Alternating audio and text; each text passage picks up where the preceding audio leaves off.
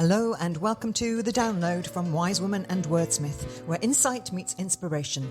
A space for creatives, dreamers and visionaries ready to spark new ideas, ignite purpose and reimagine possibilities. Here we share downloads of wisdom, stories and strategies to help you thrive in your creative journey. I'm your host, Jill Marshall. Tune in, connect and let the magic unfold. Show you tomorrow.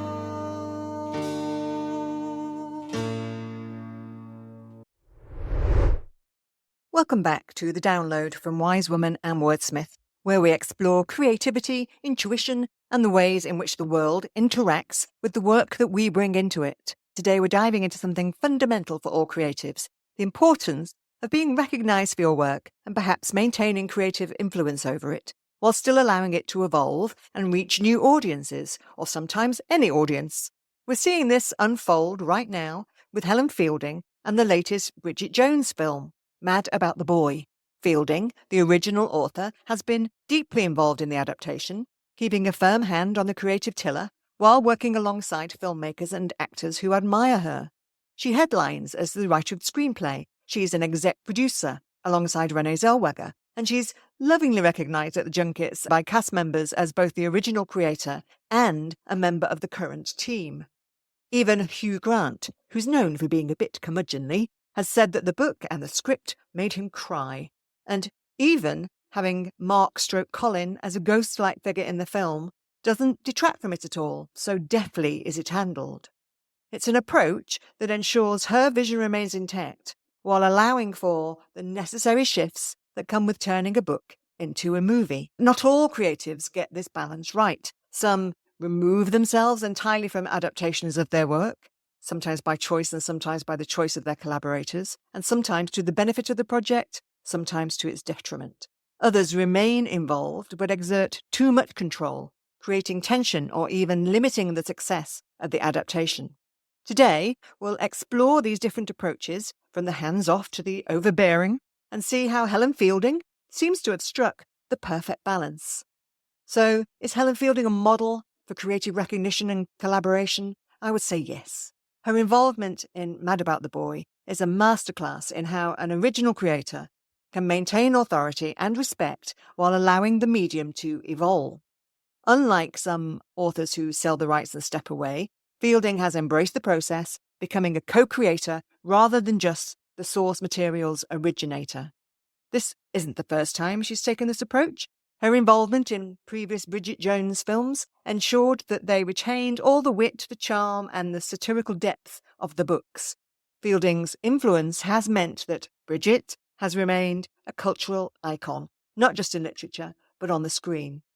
The actors, particularly Bridget herself, Renee Zellweger, have spoken about the deep respect they have for Fielding, not just as the creator of the character, but as an active participant in the storytelling process. This level of involvement means that Bridget Jones remains authentic, evolving with the times while staying true to her origins.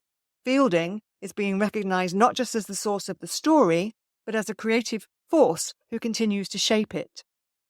What's particularly interesting to me as an author is how the whole franchise, for want of a better word, was managed in order to both reflect and add to Bridget's journey in book and film form. As with many others, I loved the first Bridget Jones book, and I loved the first film equally. I liked the second book, Edge of Reason, and I didn't love but liked the second film, again, along with many others. But then, back in 2013, when it came out, I read Bridget Jones' Mad About the Boy, and I thought, oh, that's sad, and different, and no Mark, and not quite so funny. I felt both admiring of Helen Fielding's courage and conviction to move Bridget on through different emotions and people, but also a little cheated. And I remember thinking very clearly, not sure how they'll make that into a funny old film like the others. And of course, the answer was quite brilliant. They didn't. Instead of moving onto that film straight away, they, and I don't know who that they is entirely, but they created the frankly genius story of Bridget Jones's Baby, where we got more of Mark, a new love in the very pleasant silver foxy shape of Patrick Dempsey, and a vital new step in Bridget's development into motherhood, into marriage, and a Mark-filled life. I was cheated no more.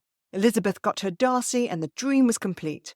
Ish. Interestingly, this book of the third film didn't come out until after the film was released, suggesting it was based on the screenplay, rather than the other way around. But in either case, it did seem to fulfill that happy ending to a trilogy trope in a very satisfactory way. And then news of Mad About the Boy came out.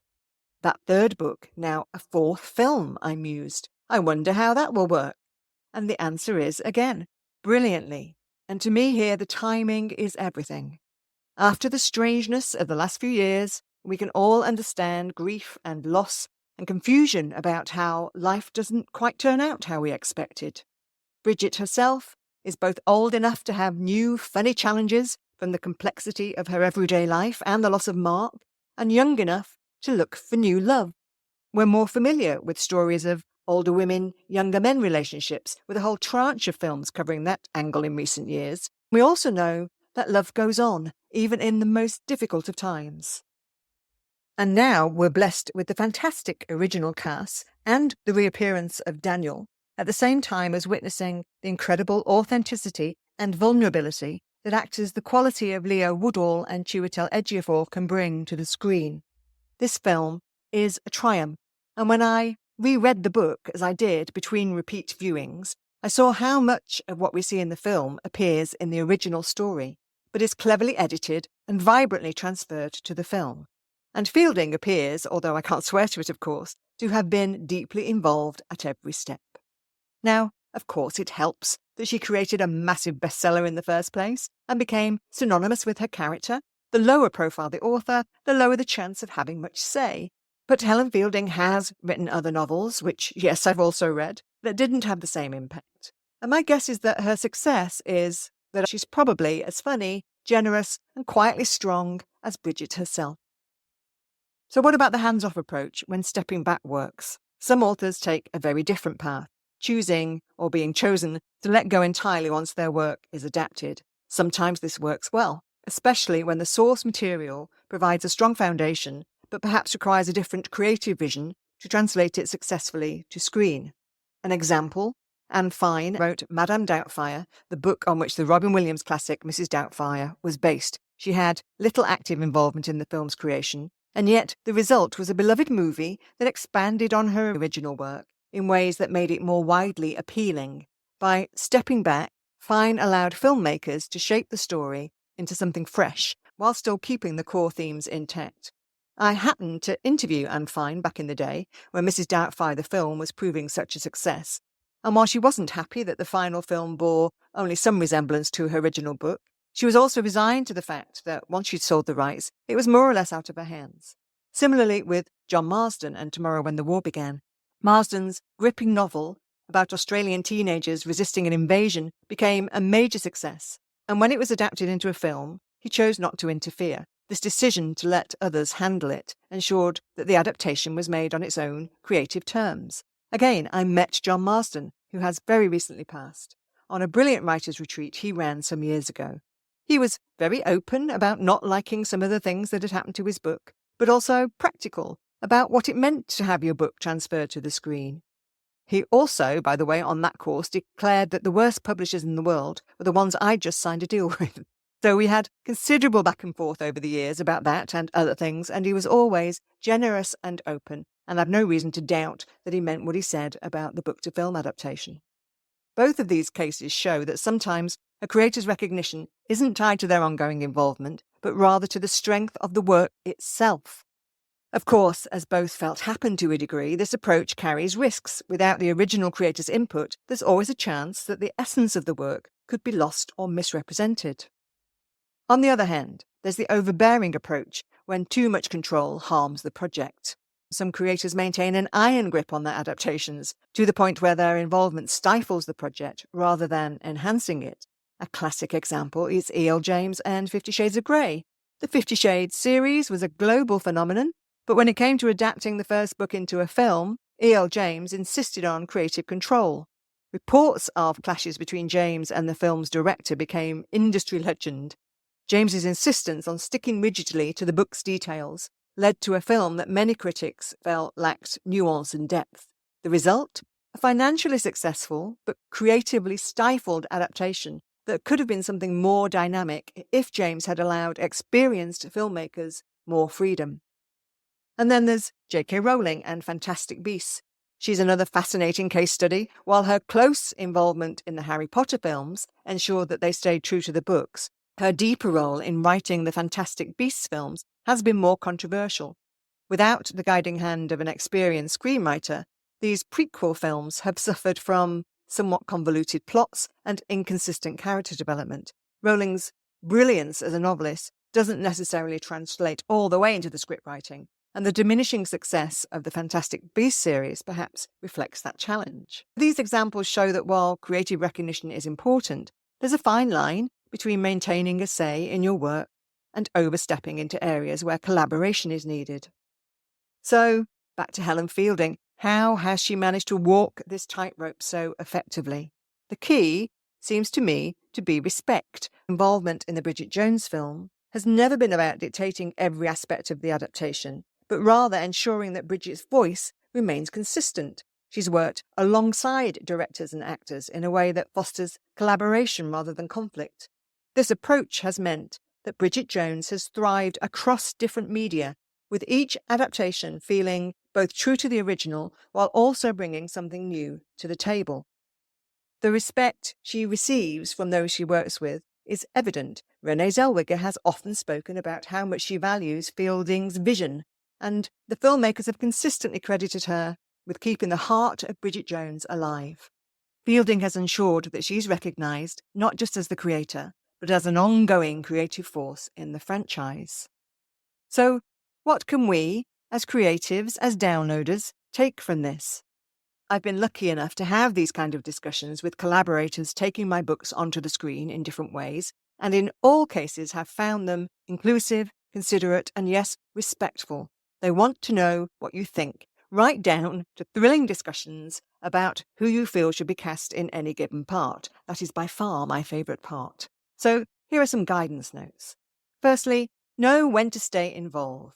Your work is your creation, and you deserve recognition for it. If there's a way to remain a part of the adaptation or evolution, consider doing so in a way that enhances rather than restricts the project. And on the other side of that coin, know when to let go. Sometimes trusting others with your work can lead to something even better. If you choose the right collaborators, your vision can expand in ways you never expected. As mentioned, my collaborators are all dream team stand-up people, and they know far more than me about their world. I'm very happy to say, yep, no idea what you're on about there. Over to you. Which leads us to the final point. Respect the process. The best adaptations seem to happen when the original creator and the new creative team work in tandem, valuing each other's expertise rather than fighting over control. Helen Fielding's approach to Bridget Jones is a brilliant example of creative recognition done right. She has stayed engaged without overshadowing the filmmakers, allowing Bridget Jones to remain authentic while adapting to new audience and new eras. As creatives, we all seek recognition, not just for the work we've done, but for the ongoing role we play in shaping it. The key is to find the balance between authorship and adaptation, between vision and collaboration. And when we get it right, our work doesn't just survive, it thrives.